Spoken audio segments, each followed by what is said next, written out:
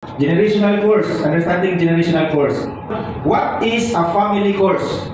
Unsa man ning tunglo sa pamilya? A family course often called a generational course. Generational course gikan pa sa atohang apuhan sa apuhan, kanunuan, no?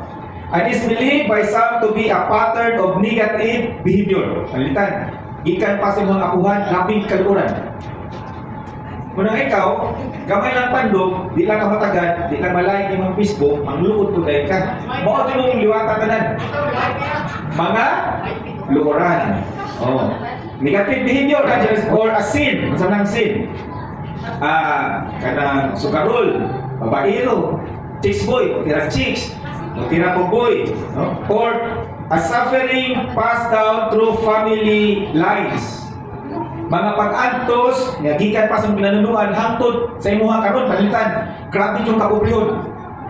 Muna sa mga panahon pod karon, pobre na pod na wala kay panganay nga madato pa kay man mao gid mo mga kaliwat, mga pobre. Mao to ni. So, mo ni siya generational course. Such as panalitan, addiction. Imong apuhan sa apuhan, drug lord, or gambling lord. Poser, nadi ko sa imong kapanahonan karon related ka ana. Or kanang abuso, no? Or poverty or illness. Muna all na siyang family course. Tanaw na ito karoon ng Old Testament ka reference ha? Ito ba ito ni? No? Makalito mas bataan ni. Some biblical passages suggest that the consequence of sin can affect descendants. Ang sa laot kuno sa sala, makaapekto na sa imuhang mga umaabot na mga anak. Apil pa imuhang apo.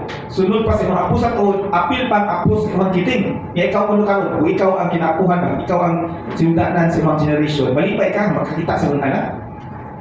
Ya, ang kamaturan tungod na nimo. In Exodus chapter 20 verse 5, I, the Lord your God, am a jealous God, punishing the children for the sin of the parents. Sanawa, sala sa inyong amahan, silutan ang iyong mga anak, even to the third and fourth generation.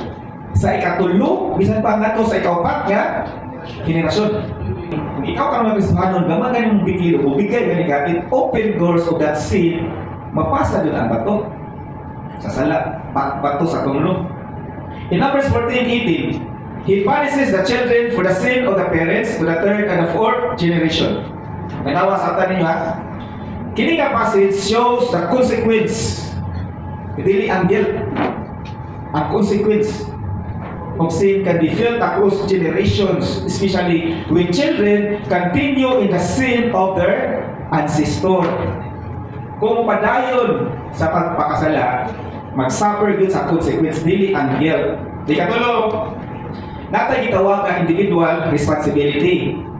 So later in the Old Testament, God clarifies that each person is responsible for their own sin. Ang matang tao di ay responsable sa kagalingon niya sala. Kanawang 18 verse 20 sa Ezekiel. Ezekiel 18 verse 20. The one who sin is the one who will die. Kung kinsa kato nakasala, mao kato ang mamatay. The child will not share the guilt of the parents. So ang guilt, dili na i-share sa sala sa iyang mga ngadto sa iyang anak. So this marks a shift. Guilt is not inherited. Karon na 2 Corinthians 5:17, if anyone is in Christ, he is a new creation.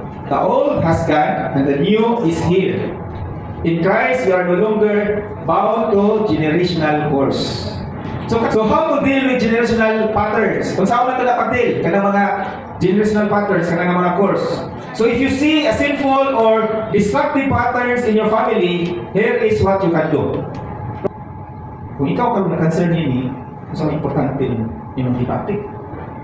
For winning ka, yung kalimot sa tanan. Kung kay imahalin mong Ginoo, kung imahal ko rin yung mga anak, yung mga ato. Let us repent and turn to God. Confess personal and ancestral sin. Number 2, renounce the course in Jesus' name. So renounce the course. Declare your freedom in Christ. Amen? Live in the Spirit, walk in obedience. It really takes time and discipleship and healing. So sa pagkaroon, we need to break the cycle. Through prayer, accountability, and biblical wisdom.